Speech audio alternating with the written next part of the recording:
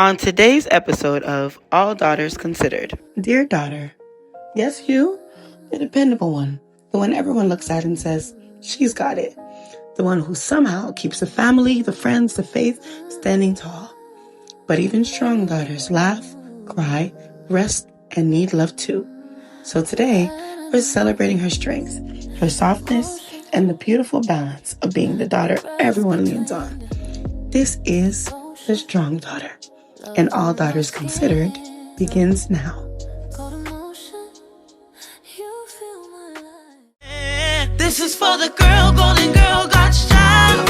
Head up, wear your crown and smile. This is for the girls all over the world.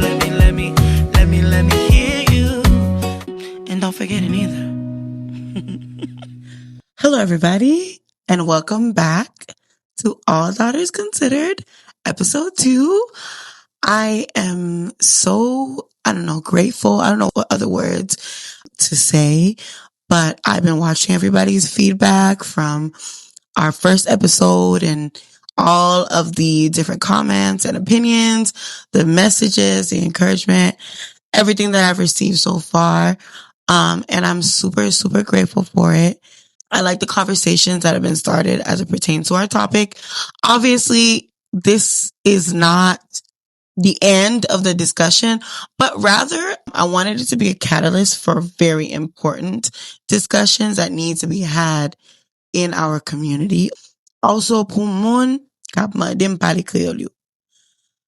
Let me explain to you, okay? Creole mwen, se pou m dirije servis. Creole mwen, se pou m retire kom nan problem. So, Creole mwen pasi telman, jan nou pense liye a, e ba konsa liye, okay? But ma fey for pou m pale ni Creole, ni Anglais, j'aime capable. Merci pour tout le monde qui partageait dernier épisode noir, pour tout le monde qui regardait, qui partage, qui voyait le bon monde. Tout ça c'est encourager à continuer faire travail là. So me dit bon Dieu merci et me dit nous merci. Okay? Merci pour l'amour. Today's topic is aptly named The Strong Daughter. This is a girl that you've seen. This is a girl you might know very intimately because you might be that girl. She's the one that's always prayed up. She always looks somewhat put together. She has the answers. She's the one we all look to for insights, for advice. She's a decision-making sibling. She's the girl that stands up and gets things done when other people aren't sure what to do, right? And the strong daughter is, she can be the oldest, she can be the youngest, she can be the middle child. She is just a child that steps up, right? And we know that she's celebrated and that she's held in high regard amongst her peers and her family. However, we know that she's not often heard. She's celebrated for what she can do, but not often heard for who she is and what she wants, right? So we're going to talk about her today.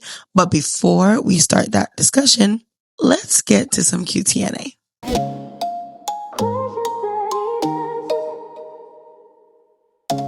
We got some questions that need answers. And QTNA is a segment that we're doing on All Daughters Considered. It's where you write in with your questions, with your concerns, with your stories, and we discuss them and the questions that you need answers to. So I put up a post on my Instagram story about this segment. And if anybody had any questions or anything that they wanted to write in about, and we would talk about it. So I have my first one. Super excited. Let's read it together. Dear Valerie, QTNA. I've been wrestling with something that happened at my church recently. And honestly, I don't know if I'm being overly sensitive or if my feelings are valid. A few months ago, I confided in someone in my church about a relationship that I had in the past. It wasn't something I'm proud of, but it is part of my testimony and something I had already repented about and worked through with God. I shared it privately because I trusted them and thought it was a safe space. A couple of weeks later, My pastor preached a sermon about virtue and purity. During the message, some of the examples he used sounded almost exactly like my situation. I can't prove that he was talking about me, but the details were so close that it made me feel like my personal story had been turned into a sermon illustration. I sat there the whole time feeling exposed. Instead of feeling convicted or shepherded, I felt embarrassed and betrayed. I kept wondering if that person I trusted with my story or other people in the room were putting two and two together. Since then, I've been struggling to look at my church the same way. I love my church and I respect my pastor, but I also feel like something sacred about my vulnerability was mishandled. So my question is it wrong that the sermon made me feel exposed instead of convicted? And how do I rebuild my trust in my church community when something like this happens? Wow, that's intense. So basically, to give you the tea, she had a relationship and it didn't work out. There were certain intimate details about their relationship that she's already worked through. She's already repented. She's already prayed and she let go. But she shared it with a close friend or somebody that she trusted. And a couple of weeks later, heard her story on the stage as the pastor was preaching. And she can't prove that that person told the pastor, but it sounds like they told the pastor. So the question that needs answers is, how does she handle? Is it wrong that she felt some type of way about the sermon? And how does she handle her relationship with her church moving forward? What does she do? Can trust be rebuilt? So I'm going to start by saying this. I think it's worth it to take a step back and before emotionally reacting. Why do I say this? Because there is a possibility that nobody told your pastor what happened. I know that sounds crazy. I know that sounds far-fetched. But if you truly believe in the power of the Holy Spirit, if you really believe that God does speak to people, sometimes we don't expect to hear our business during the sermon and it just happens that way. Now, you need to give yourself time to figure out which one of those it was. Don't react emotionally at first. Don't retaliate. Don't do anything. Really be still and decipher whether this was the Holy Spirit speaking through your pastor or if he was talking about your business on the stage. Now, you said there were certain details that are very intimate details that, and I'm not sure if those are details that nobody else could have known but that person whom you told the story to, or if it's just something that was kind of spot on in terms of what happened, but without it pointing directly to you, if that makes sense, right? And if you're still dealing with a little bit of guilt from whatever that relationship was or whatever happened between you and that person, there's a possibility that you could read what was being said in the sermon as it being directly pointing to you versus it just so happened to be the topic of discussion. And the Holy Spirit did what the Holy Spirit does. So that's where I would say pause, figure that part out first. Now, if it does turn out that sis or bro did tell the pastor your business, I want to start by saying you ain't wrong for feeling some type of way, because I think that's messed up, number one, for you to trust these intimate details with a person and they bring it to your pastor. Because now my questions are, what was their intentions of bringing it to the pastor? And now I don't know the details of the relationship. I don't know what specifically happened between you and that person. But what are you going to gain by telling the pastor this information? Are you in danger? Is that person in danger? Is it some sort of extreme? I don't know. What do they stand to gain by exposing you to the pastor? And as a pastor, I am not a pastor, but as a pastor, I would hope that your interest is in helping to shepherd your sheep. And that to me is not the way to go about doing it. I don't think shouting that person's business off in front of the entire congregation is shepherding or stewarding that person, because now you violated their trust and you've embarrassed them. and potentially hurt whoever else is involved in the situation that may not have even known that their business was out there like that. So that's a little messed up. Not a little, very messed up. I think you should talk to that person. And I think that you should respectfully speak to your pastor. Bavoy wala jouer pasteur. Badu wala jouer pasteur. Badu jouer moun nan. But I do think that you can talk to them and bring it up, confront them about it, maybe go with them to the pastor together and discuss that information. If you have confirmed that it was in fact your business that was going on the stage. As it pertains to you rebuilding trust in your church community, I don't think anything is impossible. All right.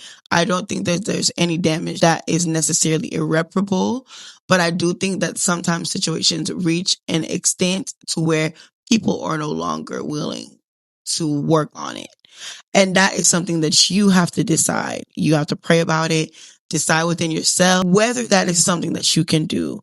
I think if you want my opinion, depending on the intimacy of the details, I would have a hard time letting that slide personally. But if that is where God placed you with time, I'm sure things can improve or not. I will pray about it and figure that part out. But if your trust was violated, you are not wrong for feeling any type of way.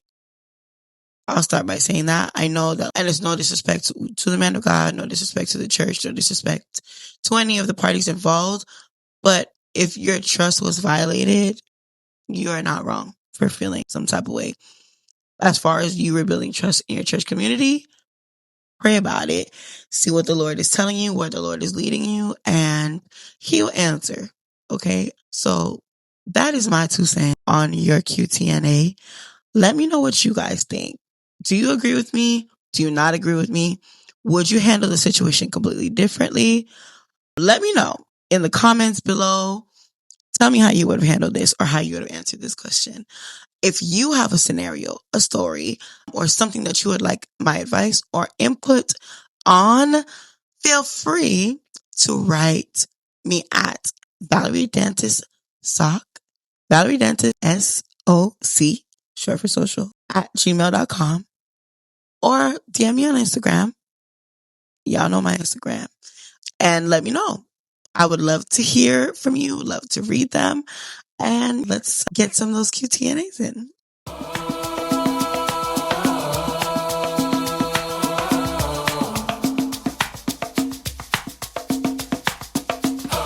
All right. So I told you today that we are talking about the strong daughter. And the strong daughter is the girl that we all know. Like I said, she's dependable. She's prayed up. She's put together. She's the one that everybody calls on for the answers, right? When they need advice, when they need prayer, when they need help, they call on the strong daughter, right? But rarely does anybody stop and wonder, is she okay? If you're the strong daughter, has anybody asked you today, are you okay? And if they ask you today, are you okay? Did you answer honestly? Yeah, probably not. So I think it's really important to talk about this archetype of daughter because she exists in so many of us. And some of us don't know really particularly why. We know we come from families of strong daughters. We know that due to the things that we've gone through in our life, we become the strong daughter. Some of us found ourselves that way, right? And never really stopped to figure out why I am the way that I am. So let's talk about who the strong daughter is. All right. She is the family CEO. She's a girl that keeps the family together, right? She's the one that they call to make the final decision. She's the one that her friends love to vent to. She's the one that serves at church. She keeps things organized. She encourages everybody, right? But the reality of the strong daughter is many a time, the strong daughter is called upon when everybody's falling apart, but somehow nobody calls to check to see if she isn't falling apart, right? And sometimes we become that girl because of different things. We like I said before, are because of the things that we've gone through in life or the families that we've come from, the models of womanhood that we've seen come before us. And while I think that strength is a beautiful, noble thing, I think that when it's unchecked or when it has evolved or become to a state where it's almost like a default, you're in a really dangerous place, right? And for those of us who have existed within that identity for so long, you know what I mean. Sometimes we're so strong that you're too strong for your own good, right? And you being the strong daughter almost comes with the fear of you ever not being strong enough for a situation. I think in the back of the mind of every strong daughter, we often think, what happens when I meet a situation that I'm not strong enough, right? And that fear comes in for many reasons, but ultimately because as strong daughters, we don't give ourselves the permission to feel confusion. We don't give ourselves the permission to be wrong. We don't give ourselves the permission to not have the answers or not be able to fix things. So if we're met with a situation that doesn't allow us to default to what feels natural to us, it's a big fear because it feels like you're out of function. It feels like you're not being the girl that you're always known to be, and you're letting everybody who is counting on you down because you're unable to serve in that manner. So let me reference my notes. So because of that, being the strong daughter comes with a certain amount of pressure, right?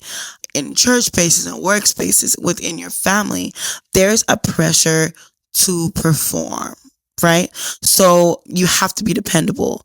You have to be responsible. You have to be consistent, even if you're not feeling your best, even if your mental is not where it needs to be.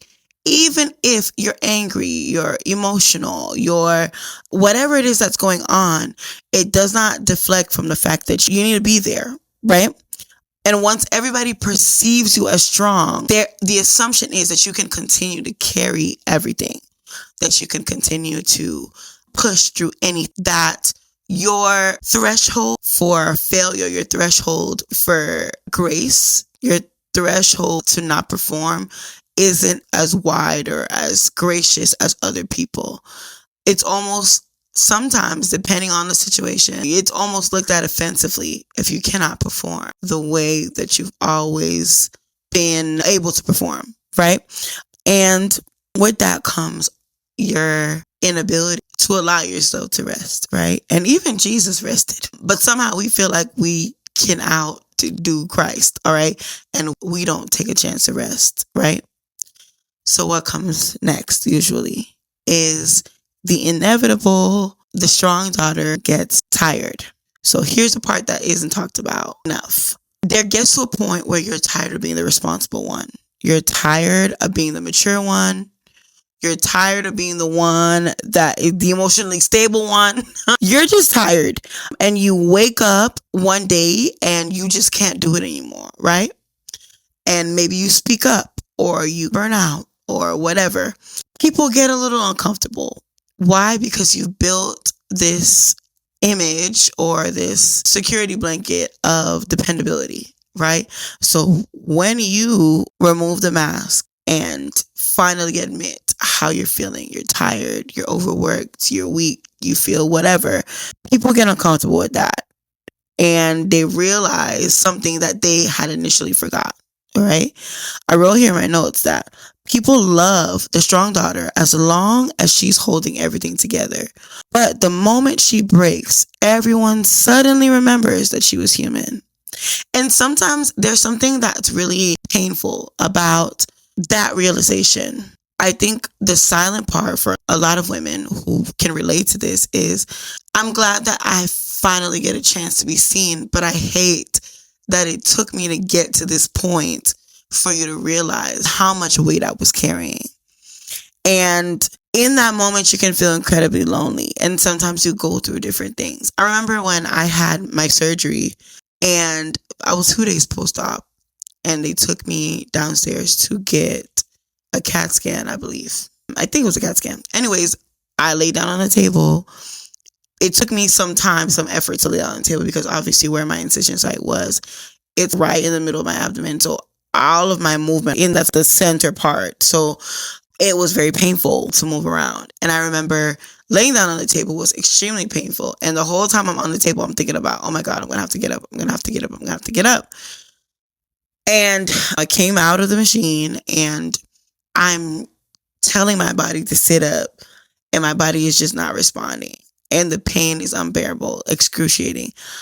Obviously, logically, I know that I just had a surgery and my body is in a compromised state. I cannot do the things that I was able to do right before the surgery. But something still wouldn't allow me to accept the reality that I needed help to get up. And I remember just bursting out crying on the table. And the lady, she didn't know what to do with me. So she was like, there. Because it didn't really make any sense why I was like freaking out on the table. But it was really because in that moment, I realized how much I never allowed myself to feel moments of weakness, or how few or far in between I allowed myself to acknowledge my humanity. And in that moment, I had no choice because I was in such a humble position, but to acknowledge my humanity. I couldn't do anything to cover it up. I couldn't come up with something on the fly. I couldn't fix the situation. I couldn't older sister my way out of it. I literally had to face my humanity. And there's so many of us that are living that are known by our communities, by our friends, as the strong girl, the strong one, that are living simultaneously with this fear of your humanity, right? And I understand. I know where that comes from. But you owe it to yourself and to your community to acknowledge that humanity. Give yourself a chance to be human and not apologize about it. I'm going to let you sit with that. Give yourself a chance to be human and not apologize for the fact that you're human. You need to rest, and that's okay. You don't know the answer, and that's okay. You don't know how to make that decision, and that is okay. The world will continue to turn if you don't have the answer. The world will not end. The family will not fall apart if you don't know what to do in that moment. If somebody else steps up and takes charge, everything will be okay. You are human, and it is okay for you to acknowledge that you're human. So I know that space sometimes can feel very lonely, right? And you feel very misunderstood, but you're not misunderstood. The people around you have the capacity to care for you and carry you. Not everybody, but somebody in your community can be there for you, just as you're there for everybody else. And sometimes it takes those moments to humble us, to see that the people around us are capable. Many of them are capable of stepping up and being the people that we were to them, to us, right? We just don't often give them the opportunity to do that. So, and a lot of this is nuanced conversation because some of it is cultural. I know as a Black woman, whether you are native to the United States or you have your roots in other countries, Black women are raised to shoulder immense amounts of responsibility, often without complaint, and to perform at high levels without acknowledging the difficulty of the levels that we are performing at. And over time, you grow into this habit of just performance mode, right? And even though you're exhausted and you're tired, you don't acknowledge it. So it manifests itself in other ways. Anger, neglecting you're mentally, struggling mentally, just so many different ways that it can show itself. Some of these conversations are just, some of these come from families, your particular family, due to whatever circumstances is going on. You have often had to just step into a role that perhaps it was too soon for you to step into it. You had to grow up fast. And that happens a lot of the time before we get a chance to really know ourselves. One of our speakers last week said that, and it stuck with me, that she learned obedience before she learned who she really was, before she learned identity, right? And often that obedience is where we garner or cultivate the characteristics of being the strong daughter before we even know who we are as a person, right? And how we as a person respond to how we're feeling. So here's what I want to leave you with. as it pertains to this topic. The question that I want you to ask yourself is, who takes care of you? That is a multi-layered question. It's both rhetorical and literal. Who takes care of you in a rhetorical sense? The answer is you. But if you are busy taking care of everyone else, who will take care of you? I know that you might feel guilty. I know that you have this immense sense of responsibility, but who takes care of you? Rather, whose responsibility is your well-being outside of God's? Who on this earth is responsible for you? The number one person on that list, it's supposed to be you. And obviously, this is easier said than done because I'm still learning that as we speak. But the answer should always be you. Because at the end of the day, when you lay your head down on that pillow, when your back aches, when your knees hurt, when your head is hurting, when your brain is racing a million miles an hour trying to fix the problems of your community, who is thinking about you? And that's not to say your family doesn't care. All right? Which brings us to the next part of this question. The literal answer to this question. Who is taking care of you? You are rightfully so, as a citizen of this earth, of your community, of your family, thinking of the people around you. I want you to stop and assess your environment. Who in your community is looking out for you? Because often if you look up from all of the things that you're doing, if you could take a breath, you will see so many people who want to help you, who want to be there for you, who want to create space for you to rest. But because you're so busy with everything that you're doing, you don't give them room to do that, right? And so it's important to stop, assess your communities, your brother. I have great brothers. I have an amazing sister. I have great parents. I'm blessed to be in a community of people that really love me. And if you don't know how to ask for help, or if you have never asked for help, sometimes not everybody has the foresight to see that you need help. Learning to advocate for yourself is a part of self-care. Knowing when to say, no, I can't do this. Let's ask somebody else. Can somebody take care of this? Can somebody do this? May I have help with X, Y, or Z? Is a form of self-care. Making sure that you're not overrun or overworked, right? There's so much I could say about this topic. I'm sure there's so many of us that are watching that have all these different experiences. And later on in the season, I would love to get more into it. But I want to leave you guys with the word of the day, right? And I want to speak to all the strong daughters that are listening tonight.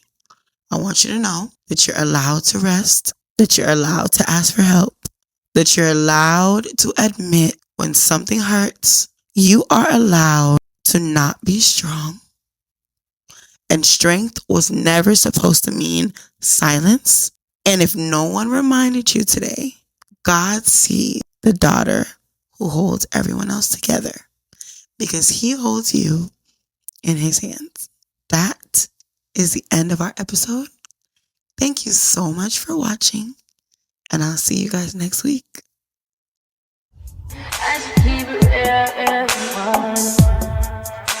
High volume.